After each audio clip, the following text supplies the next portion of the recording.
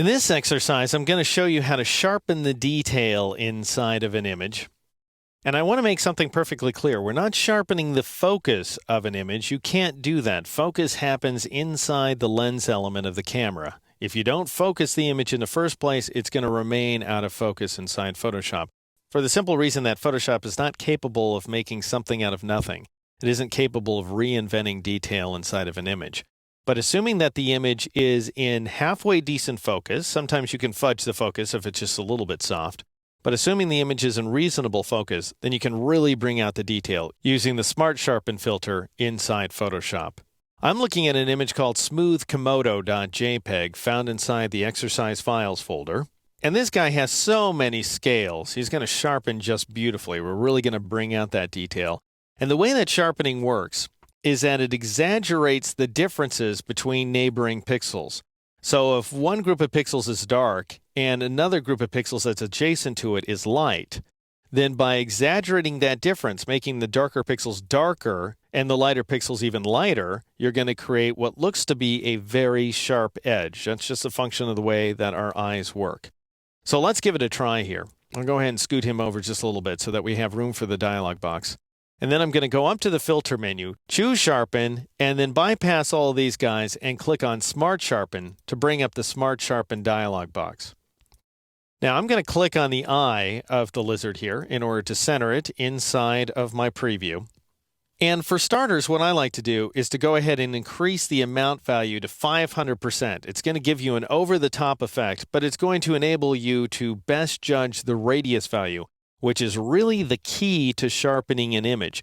The radius value determines the thickness of the halos that are traced around the details, or the edges, if you prefer, inside of the image. So thicker radius values, notice this, bigger radius values are going to give you really thick, gooey edges that aren't going to look sharp at all.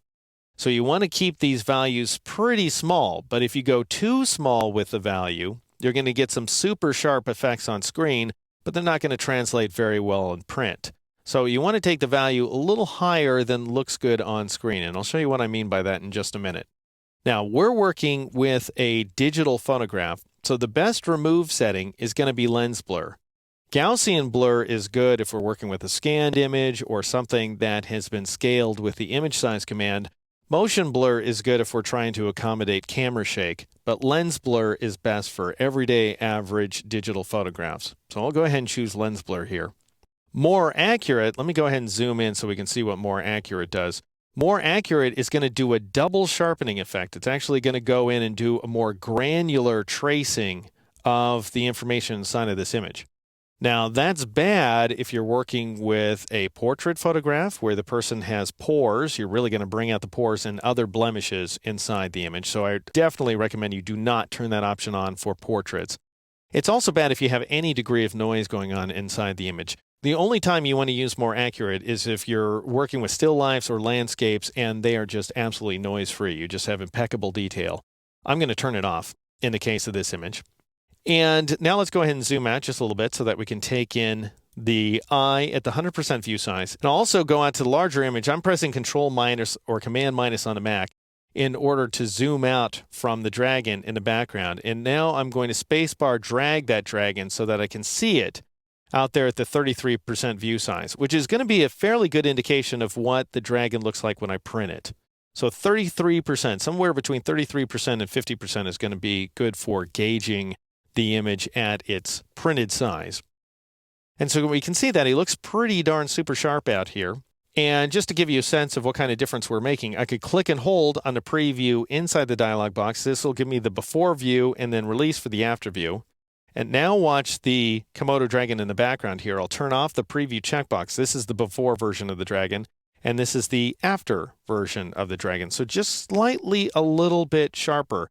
Now, I might go ahead and take the radius value up to 3 pixels just to make sure that these edges survive the shrinking that's going to happen when I print the image. So anything that has a radius of 3 pixels now, that is a halo of 3 pixels, is going to shrink at 300 pixels per inch. It's going to shrink to a very tiny little increment there, which will result in a razor sharp edge, which is really great. Now that I've gotten a sense of what radius value I want to use, I'm going to back off of the amount value. I really don't want to sharpen with 500%. That's way too much. So let's go ahead and take down this value to 250%. That's probably still higher than I'd go, but for the sake of demonstration, it'll work nicely here. And then I'll click OK in order to accept that modification. And now let's go ahead and center this guy inside the image window a little better. And to give you a sense of what we've accomplished, let's go ahead and zoom into the 50% view size here. This is the original version of the Komodo dragon. This is the after version, thanks to our ability to sharpen the details inside the image, not the focus, but the details, using the Smart Sharpen command inside Photoshop.